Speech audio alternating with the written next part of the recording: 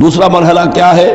وَاعْتَصِمُوا بِحَبْلِ اللَّهِ جَمِيعًا وَلَا تَفَرَّقُوا، ایک اجتماعیت اختیار کرو، اللہ کی رسی کو مضبوطی سے تھام لو مل جل کر، اور تفرقے میں مت پڑو۔ یہاں چونکہ اس سے پہلے جو رکوع ختم ہوا ہے وَمَن يَعْتَصِم بِاللَّهِ، جو اللہ تعالیٰ سے چمٹ جائے، اللہ کی حفاظت میں آ جائے، فَقَدْ هُدِيَ إِلَىٰ صِرَاطٍ مُسْتَقِيمٍ۔ اور سورہ حج کی آخری آیت میں بھی یہ لفظ آیا ہے فَأَقِیمُوا الصَّلَاةَ وَآتُوا الزَّکَاةَ وَاعْتَصِمُوا بِاللَّهِ۔ اب اللہ کی حفاظت میں کیسے آئے، اللہ سے کیسے چمٹے؟ اس کے لیے فرمایا وَاعْتَصِمُوا بِحَبْلِ اللَّهِ، اللہ کی رسی سے چمٹ جاؤ، اللہ کی رسی کو مضبوطی سے تھام لو۔ اور یہ اللہ کی رسی کون سی ہے؟ متعدد احادیث کے ذریعے سے واضح ہوتا ہے کہ یہ ہے قرآن۔ ایک طرف ہے انسان میں تقویٰ، ایک طرف اس میں علم آنا چاہیے، قرآن کا فہم پیدا ہونا چاہیے، قرآن کے نظریات کو سمجھنا چاہیے، قرآن کی حکمت کو سمجھنا چاہیے۔ انسانوں میں اجتماعیت جو ہے وہ جانوروں کے گلوں کی طرح نہیں ہو سکتی کہ بھیڑ بکریوں کا ایک بڑا ریوڑ ہے اور ایک چرواہا جو ہے وہ لکڑی لے کر ان کو سب کو ایک ڈسپلن میں لیے ہوئے ہے۔ انسانوں کو جمع کرنا ہے تو ان کے ذہن ایک بنانے ہوں گے، ان کی سوچ ایک بنانی ہوگی۔ یہ حیوان عاقل ہیں، یہ باشعور لوگ ہیں، ان کی سوچ ایک ہو، نظریات ایک ہو، مقاصد ایک ہو، ہم آہنگی ہو، نقطہ نظر ایک ہو، تبھی تو یہ جمع ہوں گے۔ اس کے لیے وہ چیز چاہیے جو ان میں یکرنگی خیال، یکرنگی نظر، یکجہتی مقاصد کی ہم آہنگی پیدا کر دے، اور وہ قرآن ہے۔ حبل اللہ هو حبل اللہ المتین، حضرت علی سے روایت ہے، حضرت عبداللہ ابن مسعود سے ہے، حضور نے فرمایا القرآن حبل اللہ الممدود من السماء الى الارض، اللہ کی مضبوط رسی ہے جو آسمان اور زمین کے درمیان تنی ہوئی ہے۔ ایک اور حدیث میں فرمایا فاستبشروا فإن طرفه بأيديكم وطرفه بيد الله، خوشیاں مناؤ، یہ قرآن ایسی شے ہے کہ جس کا ایک سرا تمہارے ہاتھ میں، ایک سرا اللہ کے ہاتھ میں۔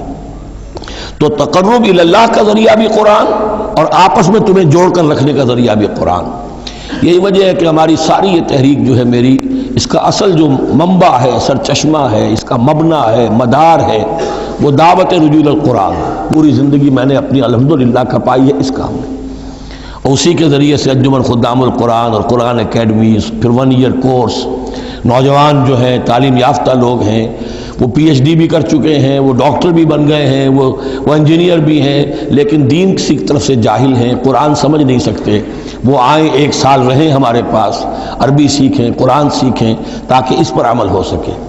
یہ قرآن کا جو 1 سالہ کورس ہے وہ اس سال پھر اس اکیڈمی میں شروع ہونے والا ہے، انشاءاللہ فروری کی 16 تاریخ سے اس کا آغاز ہوگا، تو آپ لوگ اسے نوٹ کریں، اور یہ قرآن مجید کے ساتھ آپ کی وابستگی ہوگی تو پھر دین کے رخ پر آگے چلیں گے۔ تو دوسرا نقطہ ہوا واعتصموا بحبل اللہ جميعا ولا تفرقوا واذکروا نعمت اللہ علیکم اذ کنتم اعداء، اور ذرا یاد کرو جو اللہ کا انعام تم پر ہوا کہ تم تو ایک دوسرے کے دشمن تھے، فالف بین قلوبکم، تو اللہ نے تمہارے دلوں کے اندر الفت پیدا کر دی، فاصبحتم بنعمتہ اخوانا، تم اللہ کے فضل و کرم سے بھائی بھائی بن گئے۔ یہ یہاں گویا کہ اولین مخاطب یہاں انصار ہیں، ان کے جو 2 قبیلے تھے اوس اور خزرج، وہ آپس میں لڑتے آ رہے تھے 100 برس سے، خاندانی دشمنیاں چلی آ رہی تھی، قتل کے بعد قتل، ادھر کا قتل ادھر کا قتل، لیکن اب جب یہ ایمان آیا، اللہ کی کتاب آ گئی، محمد رسول اللہ آ گئے، تو اب وہ شیر و شکر ہو گئے، ان کے جھگڑے ختم ہو گئے۔ اس طرح پورے عرب کے اندر غارت گری ہوتی تھی، اسے دارالامن بنا دیا۔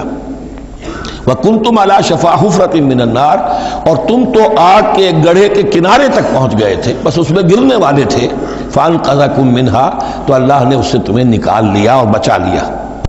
كَذَلِكَ يُبَيِّنُ اللَّهُ لَكُمْ آيَاتِهِ لَعَلَّكُمْ تَهْتَدُونَ، اس طرح اللہ تعالیٰ اپنی آیات تمہارے لیے واضح کر رہا ہے تاکہ تم راہ پاؤ، صحیح راہ پر قائم رہو۔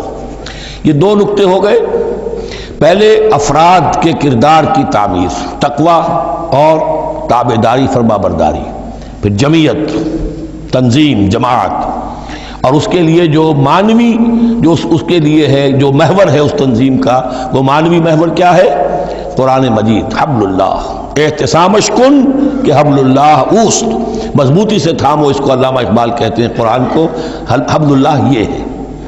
اب یہ جو حبل اللہ، اور جو اس کے لیے ظاہری شکل بنے گی وہ بھی اس صورت میں ہم پڑھ چکے ہیں، من انصاری اللہ، کہ کوئی اللہ کا بندہ کھڑا ہو اور کہے کہ میں تو اس راستے پر چل رہا ہوں، اب کون ہے جو میرے ساتھ آتا ہے اور میرا مددگار